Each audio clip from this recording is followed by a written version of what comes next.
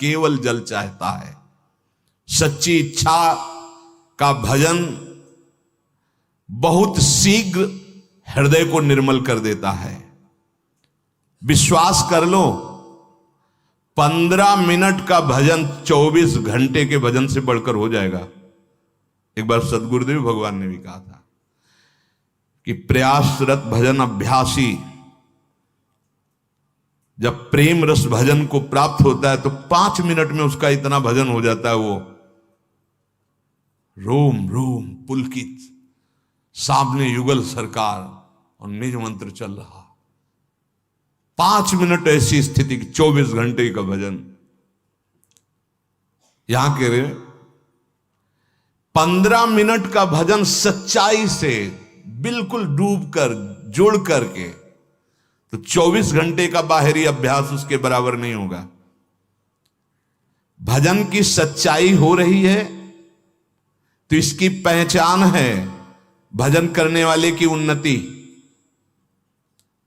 जैसे भूखे मनुष्य को भोजन करने से क्षुधा निवृत्ति होती है, तुष्टि होती है, पुष्टि होती है, ऐसे सच्चाई से भजन करने वाले को स्वाभाविक संसार से वैराग्य और स्वरूप का ज्ञान अपने आप स्फुरित होने लगता है।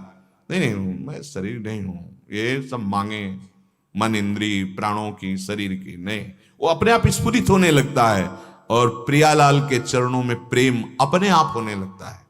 सच्चाई के भजन से, लगन पूर्वक भजन से। जब कभी तुम्हारा मन बुरे काम के लिए तैयार हो जाए, तुम नहीं रोक पा रहे हो, तो उसे फुसला के टाल दो। 1 घंटा, बस 1 घंटा का समय दो हमें। 1 घंटे के बाद हम आपका कहा मान लेंगे, और उस 1 घंटे में नाम कीर्तन शुरू कर दो। वो शांत हो जाएगा, विचार बदल जाएंगे। बुरे काम का संकल्प करने वाले मन का तत्काल साथ मत दीजिए। उस समय उसको फुसलाइए, उस समय उसको अगर डांट के रुकता है तो डांट के नहीं, फुसला के। कल ऐसा 1 घंटे बाद, और उस समय तुरंत प्रबल साधन में लग जाइए। उस समय प्रबल साधन है, आंख मूंदो, प्रभु के सामने बैठ जाओ भावना करके और नाम कीर्तन शुरू कर दो। वो समय टल गया, वो शांत हो जाएगा, वो शांत हो जाए। हम लोग असावधान हो जाते हैं, जहां वो अपने स्वरूप में अर्थात काम क्रोध आदि के वेग में आया मन, तो हम तुरंत उसका साथ दे देते। नहीं, उससे समय मांगिए, उसको समय में फंसाइए, अंतराय दीजिए। लेकिन यदि भजन में डूब रहा हो तो सब छोड़ दीजिए, उसी समय डूब जाइए। जैसे कोई पद पढ़ रहे हो आप, आपका मन लड़खड़ा करके उस रूप शोभा में जा रहा है, अब आगे बढ़ने की जरूरत नहीं, डूबने दो, डूबने दो। मंत्र में लग रहा है, डूबने दो उसको, रोक करके। कोई जैसे कि अब तो ये समय हमारा इसका है, इसका है, इन सब साधनों का फल है डूबना। अगर हमारा मन डूब रहा है मंत्राकार, तो हम समाज में बैठे हैं, मंत्राकार वृत्ति। हमारा मन किसी पद की पंक्ति में फंस गया, अब फंसे रहने दो, सब चल रहा है, हम अंदर से उसी में। ये किसी को दिखाने की, बताने की बातें नहीं। लेकिन यदि बुरी भावना में फंस गया तो अंतराय दीजिए, तत्काल उसका साथ मत दीजिए मन का, उसको अंतराय में रखिए। इस प्रेम लक्षणा भक्ति को जो प्राप्त कर लेता है वो सिद्ध हो जाता है। सिद्ध शब्द से दूर की बात सुन लेना, मन की बात जान लेना, कई रूपों में प्रकाशित हो जाना, पर्वत आदि में प्रवेश कर जाना, आकाश में विचरण करना, ये सब सिद्धियों की यहां बात नहीं कह रही जा रही। यहां जो सिद्धावस्था, इन सिद्धियों का तो प्रवेश ही नहीं है। इन सिद्धियों की बात क्या, वो मोक्ष रूपी सिद्धि भी नहीं स्वीकार करता। यद्यपि योग्यता ऐसी होती है कि ये सब सिद्धियां हाथ जोड़े आज्ञा के लिए खड़ी रहती हैं, अवसर ढूंढा करते कि कभी मेरे ऊपर एक कृपा कटाक्ष करके महान प्रेमी आदेश कर दे। वो इन सिद्धियों को प्रेम के आगे तिनके के समान तुच्छ समझकर त्याग देते हैं और इनको स्वीकार नहीं करते। जिस समय प्रेम का स्फुरण होता है तो इस मृत्यु लोक के भोगों की किसी की क्या सामर्थ्य की उसके चित्त में प्रभाव पैदा कर सके। न पारमेष्ठ्यम न महेंद्र धिष्णम न सार्वभौमम न रसाधिपत्यम न योग सिद्धि रपुनर्भवम वा मयि अर्पितात्मे क्षति मद विनान्य। ओहो, भगवान कहते हैं मेरे में चित्त जिसने अनन्य रूप से लगा दिया है उसके हृदय में ऐसा प्रेम स्फुरण होता है कि वो प्रेमी भक्त ब्रह्मा का पद, देवराज इंद्र का इंद्रासन, चक्रवर्ती सम्राट, लोक लोकांतरों का आधिपत्य, योग की सिद्धियां या सायुज्य मोक्ष आदि कुछ भी नहीं चाहता। ऐसा अपार आनंद उसके हृदय में प्रकट होता है, सब चाह मिट जाती है। हमारी प्रार्थनाएं ऐसे प्रवचन ना सुने जाएं जिस प्रवचन में कहा जाता है कि भगवान की प्राप्ति, अरे कोई खिलवाड़ है वाणी से, शास्त्र सम्मत वार्ता, कोई मनमानी वार्ता नहीं। ऐसे वचन ना सुने जाएं जो ये कहते हैं भगवान की प्राप्ति दुर्लभ है, अरे कोई सहज है क्या, ये भगवत प्राप्ति हो जाएगी, तुमको भी हो जाएगी। ऐसी बातों का जो उपहास करते हैं उनके लिए मत सुनो। सिद्धांत पर विश्वास करो, भगवान पर विश्वास करो। जो भगवत प्राप्ति को दुर्बलत्व और असंभवत्व बोलते हैं ये बड़े भक्ति में विघ्न डालने वाले लोग हैं, हम नहीं कह रहे। ये महापुरुष के वचन, तस्मा शास्त्रम प्रमाणम थे। अरे असंभव है तो क्या हुआ, अब क्या रास्ता क्या खुल गया, आगे इसमें लिखा हुआ है। वो सोचता है भगवत प्राप्ति तो असंभव है ही, पाप नाशक भगवान का नाम है, तो जितना बनेगा हम 2-4-10 माला नाम जप करेंगे, भगवान तो मिलना नहीं क्योंकि असंभव है, भगवत प्राप्ति दुर्लभ है। ये बड़े भारी विघ्न है। ऐसे विघ्न के वचन कभी भी भगवत मार्ग के उपासक को कानों से नहीं सुनना चाहिए, क्योंकि अनुभूति तो उनको है नहीं, विषय छोड़ सकते नहीं, रुपया, मान, सम्मान, लोक इसको सत्य मान रहे हैं तो दुर्लभ तो है ही उनके लिए। अरे भगवत प्राप्ति जैसा सहज त्रिभुवन में कुछ नहीं है। सोचा रसगुल्ला आ जाए, चाह करो रसगुल्ला की भला भी आ जाए, हमें बताना, उसके लिए प्रयास करना पड़ेगा।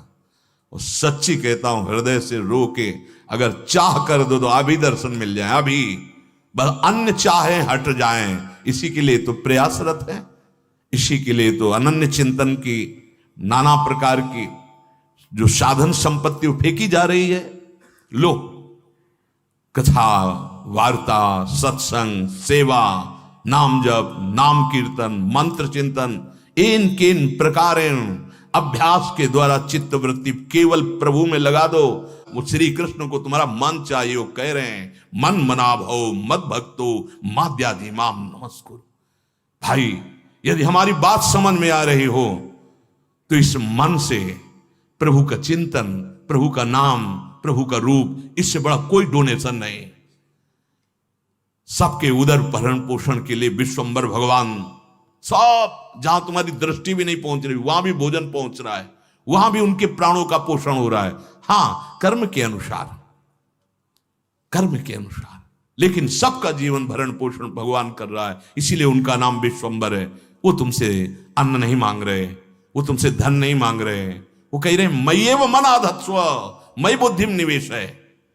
नहीं नहीं, तुम धन से या किसी दान से तुम भगवान को खरीद नहीं सकते। एक, केवल एक है, मन दे दो। आप सब कुछ दे सकते, मन नहीं दे सकते, क्योंकि इसी से तुम भोग भोगते हो, इसी मन की प्रेरणा से तुम संसार में विचर रहे हो, इसीलिए नहीं अनुभव कर पा रहे हो। कहते हो भगवत प्राप्ति कोई बात है क्या? अरे भगवत प्राप्ति कोई बात ही नहीं है। अगर शुद्ध बोध की बात कहें तो किसको किससे कब प्राप्त करना है, वही है, वही था, वही रहेगा, उसके सिवा मत्ता परतरम नान्यत किंचित धनंजय।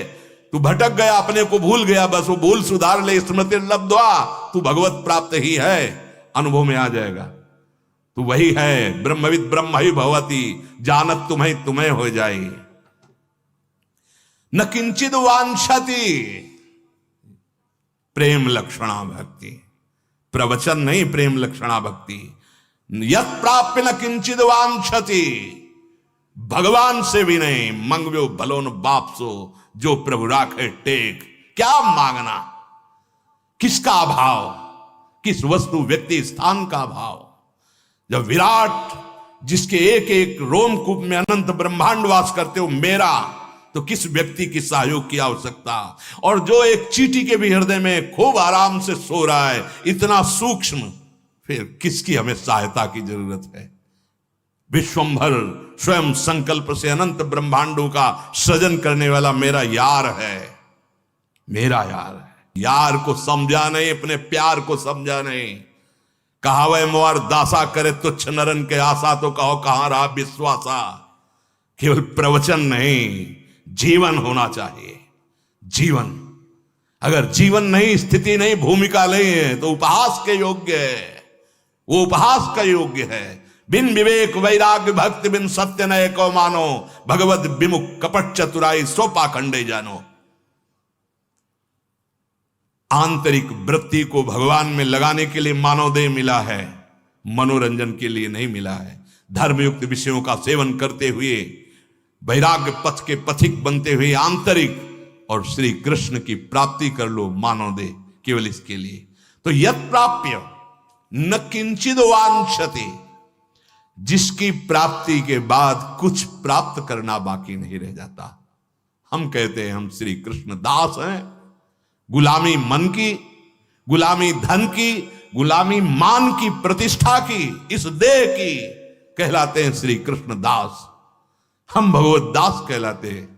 कलंक लगाते हैं दासत्व में हम, वेशधारी हरि के उर्शाले। नहीं नहीं नहीं, हम जैसे हैं अपने प्रभु के हैं, और प्रभु मेरे हैं, सिर्फ मेरे हैं। ये ठसक अंदर हृदय में आ जानी चाहिए।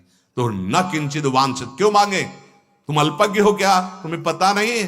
सर्वज्ञ हो, सर्वशक्तिमान हो, कर तुम अकर तुम अन्यथा कर तुम हो, क्यों मांगे? आप देखो, आप देखो, आपका मैं दास हूं। आप देखो, आप जैसे चाहो वैसे रखो, जोई जोई प्यारो करे सोई मुई भावे। या मेरा संकल्प नहीं, ये सृष्टि आपका संकल्प है। आप देखो, हम आपकी आज्ञा का पालन करेंगे। अनन्य चिंतन, अनन्य दासत्व, अनन्य सेवा, जितने कर्म हो सब आपको समर्पित, जीवन मुक्त हो जाओगे। न किंचित वांछति न शोचति, यस्य भक्तिर् भगवती हरौ निःश्रेयसेश्वरे, विरिकीर्तो अमृताम बोधौ किम क्षुद्रै खातकोदकै। जो भगवान की प्रेम लक्षणा भक्ति को प्राप्त होता है, मानो अमृत कुंड में किलोले कर रहा है। क्षुद्र गड़ैया के गड्ढे की तरफ क्यों देखेगा? जो भगवदानंद का रस हृदय में ले रहा है, दास भगवदानंद का रस नहीं तो फिर है क्या? फिर है क्या? चक्रवर्ती सम्राट पद कहला करके अगर वो बलशाली होकर सेना उसके पास नहीं है, प्रजा को सुखी नहीं कर रहा, तो किस बात का राजा? सेना, विवेक रूपी सेना, जो इंद्रिय और मन के विकारों का नाश करके एकमात्र अपने अधीन कर ले और इन्हीं इंद्रिय और मन को भगवदानंद में डुबो दे, वो हुआ हरिदासत्व। हरिदासत्व काहे को भटके? हरि भज छाण न मान नर्तन को, मति बंछय रे तिल तिल धन को, अन मांगे आगे आवे गो, जो पल लागे पल को, कह हरिदास मीच जो आवे त्यो है धन आपन को। धन की चाह, हमारे हृदय में भोगों की चाह, नाना प्रकार के वासनाओं के खेल, सम्मान प्रतिष्ठा, और कहलाते हैं हम श्री कृष्ण चरणारविंद का दासत्व ले हैं। हाँ, प्रारंभ में ऐसा हो सकता है, लेकिन सिद्धांत नहीं कहता कि याचना करो। सिद्धांत नहीं कहता कि अपनी वासनाओं को सामने रखो। नहीं, उनको दबा करके आग लगा दो। नाम की आग, राधा राधा राधा, वो अंदर ही अंदर सब भस्म हो गई, सब नष्ट हो गई। उनको बढ़ावा देना नहीं, प्रारंभ में ही, चूंकि अभी शरणागति हुई है हम और हमारे अंदर विका, उनको हमें सहना है, उनको दबाना है, हमें ये बिल्कुल विश्वास रखना है, वो सर्वज्ञ है, सर्वशक्तिमान है, सर्वत्र है, तो यहां भी है, वो मुझे जानता है, वो सब कुछ कर सकता है, पूर्ण भरोसा है। आगे बढ़ो, वो सुधार देगा, अंदर भी सुधार देगा, बाहर भी सुधार देगा। यही परलोक सकल सुख पावत मेरी सो भैया कृष्ण गुण संचो। हृदय से विश्वास करो। बहुत प्यार करते हैं प्रभु अपने जन को, बिल्कुल नहीं। किसी से भी यदि चाह की तो कलंक लग जाएगा शरणागति पे।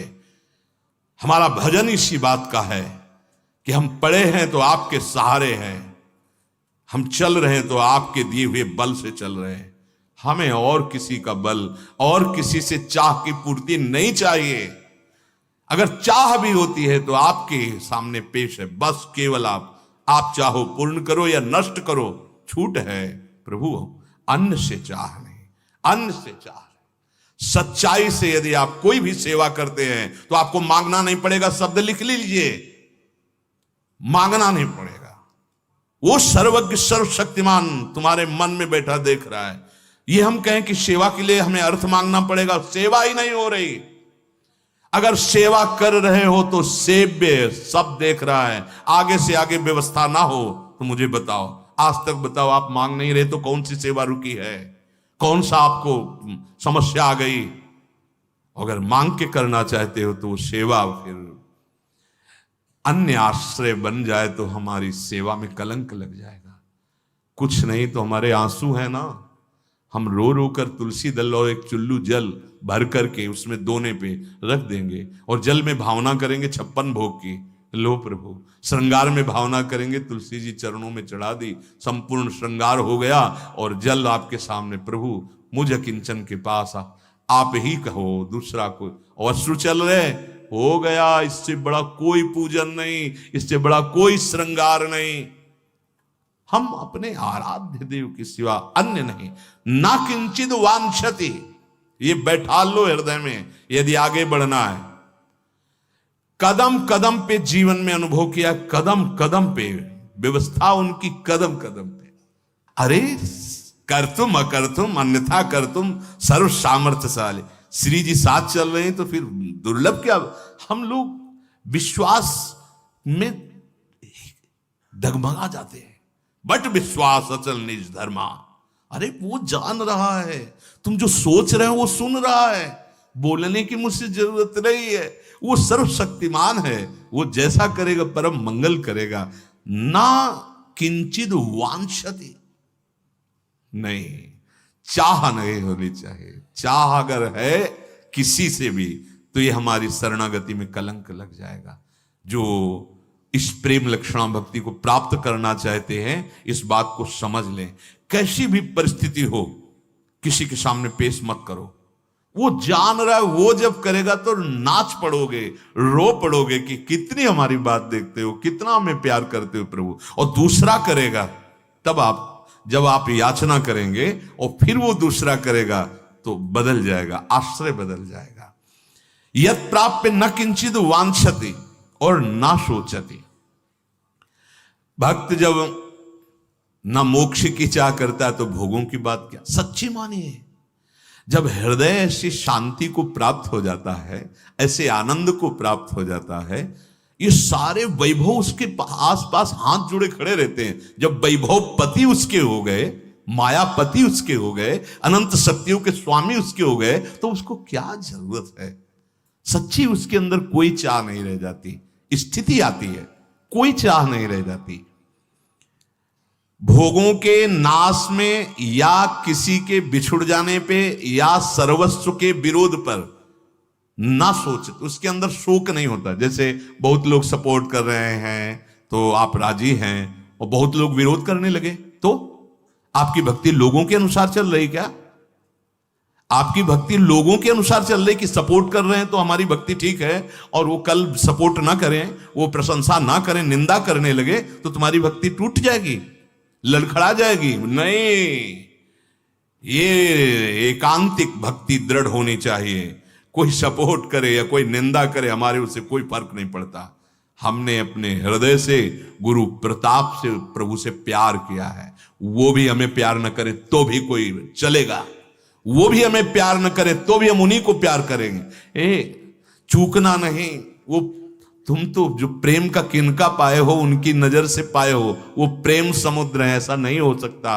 वो प्रीति की रीति रंगीलो ही जाने, वही जानते हैं प्रेम का कैसे निर्वाह कर आ जाता है। वही नंददास प्रभु छवि विलोकत, प्रीति के प्रतिपाल, प्रीति के प्रतिपाल। कोई भी वस्तु, कोई भी पदार्थ नष्ट हो जाए, शोक मत करना। लीला बिहारी के ऊपर विश्वास रखना, वो एक साथ ऐसा सब। और सच्ची मानो बड़ा कृपा होती जब कोई सहयोगी नहीं होता, क्योंकि मन को भागने का अवसर नहीं मिलता और एकमात्र उन्हीं की तरफ भागता है।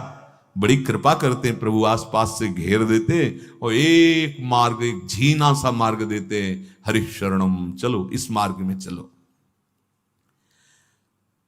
बड़े से बड़े तिरस्कार, विपरीत परिस्थिति या प्रिय वस्तुओं का नाश हो जाना, उसे कोई शोक नहीं होता। नामदेव जी महाराज की कुटिया है, वो कहीं कीर्तन में थे, किसी ने सूचना दी आग लग गई आपकी कुटिया में। बड़ी मेहनत करके, झुलस करके लोगों ने कंबल और कुछ ऐसी वस्तुएं निकाली, सर्दी का समय था।